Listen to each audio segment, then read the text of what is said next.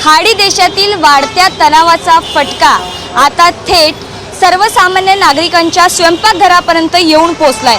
म्हणजेच खाद्यतेलाच्या किमती, रिफाइंड ऑइलच्या किमती ज्या आहे त्या 20 रुपयांनी वाढलेल्या आपल्याला पाहायला मिळत आहे। 2 महिन्यापूर्वी 150 ते 160 रुपये प्रति लिटर दराने जे मिळणारे तेल होते ते आता 170 ते 180 रुपयांपर्यंत येऊन पोहोचले। म्हणजे एकंदरीत पाहायला गेलं तर 20 रुपयांनी या किमती ज्या आहेत त्या वाढलेल्या आपल्याला दिसतात। भारतामध्ये मोठ्या प्रमाणात पाम तेलाची आयात ही खाडी देशातून केली जाते। मात्र गेल्या काही महिन्यापासून युद्धजन्य परिस्थिती तिथे निर्माण होत आहे आणि त्यामुळेच खाद्यतेलाला जो आहे की फटका बसलेला आपल्याला पाहायला मिळतोय। कंपन्यांकडून जुना साठा संपत असल्याने नव्या मालाची आवक दरात होत आहे असं म्हटलं जात आहे। आता याचा थेट परिणाम जो आहे तो बाजारभावांवर झालेला आपल्याला पाहायला मिळतो। एकंदरीत पाहायला गेलं तर सर्वसामान्यांच्या खिशाला कात्री बसलेली आपल्याला इथे दिसते।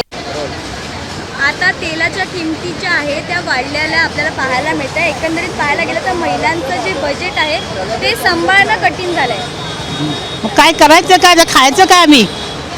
एवढ्या महागाई झाली, जगायचं कसं माणसाने? 160 रुपयाला तो ते आता वाढलं ना, किती वाढले आता? 20 रुपयांनी वाढलं। 20 रुपयाने वाढलं, मग कसं करायचं? खायचं काय आम्ही?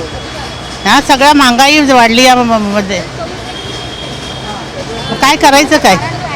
कारण काय एवढं महागाई वाढायचं? कारणीभूत कोण आहे एवढं व्हायला? महागाईला महागाई झाली, तेल वाढलं, त्याला कारणीभूत कोण आहे? खायचं कसं माणसाने? तुम्हाला बोलायचं तुम्ही देणार बाई तेलाची? आधीच घर खर्च जो आहे तो खूप वाढलेला आपल्याला पाहायला मिळतो आणि एकंदरीत पाहायला गेलं तर आज तेलाच्या किमती 20 रुपयांनी वाढल्या आहे। अशातच महिलांसाठी घराचं जे संपूर्ण बजेट आहे ते सांभाळणं कठीण झालं। त्यावर तुमचं मत आहे? नाही, खाद्यतेलाचे भाव एवढं 20 रुपयांनी वाढले तर खरंच सर्वसामान्य महिलांनाही परवडणारं नाही आहे। आणि जेव्हा कमी करताना तुम्ही फक्त 1-2 रुपयांनीच कमी करता आणि वाढवताना तुम्ही 20-30 रुपये एक्झॅक्ट वाढवता, तर कसं परवडणार आहे? सर्वसामान्य महिलांना खरंच नाही, आमचा खूप बजेट कोडमळतो ह्याच्यामुळे। तर सरकारने हे खूप चुकीचा निर्णय घेतलेला आहे सगळ्या खाद्यतेल, कारण की प्रत्येक घरात तेल यूज होतं। त्यामुळे ह्या गोष्टी ज्या खाणाऱ्या गोष्टी आहेत त्याच्यावर तर तुम्ही ॲटलिस्ट लावू नका ना, त्यांचे भाव वाढवू नका। आजपासून तेलाच्या किमतीत 20 रुपयांनी वाढ झाली आहे। महिलांसाठी हे बजेट संपूर्ण सांभाळणं खूपच कठीण आहे। त्यावर तुमचं? हो, कारण की सगळ्यांचं बजेट हे ठरलेलंच असतं आणि असं होतं आहे की प्राईस वाढत चालल्या आहेत, बट म्हणजे जी इन्कम आहे ती तेवढीच राहते आहे। लोकांच्या सॅलरीज वगैरे त्या मात्र काहीच, त्यामध्ये तेवढी वाढ नाही होत आहे। बट असं होतं आहे की बाकीचे आपले घरखर्च वाढत चालले। तर माझी सरकारला अशी विनंती आहे की त्यामध्ये थोडं त्या लोकांनी कटआउट करून सर्वसामान्य परवडेल असं त्यांनी प्राईस ठेवावेत।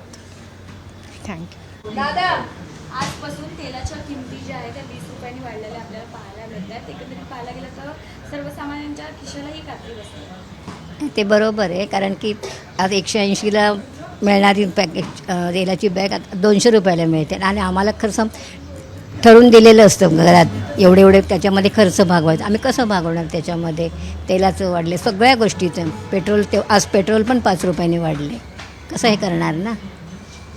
कॅमेरामॅन रोहित सोबत साक्षी यादव, साम टीव्ही, मुंबई।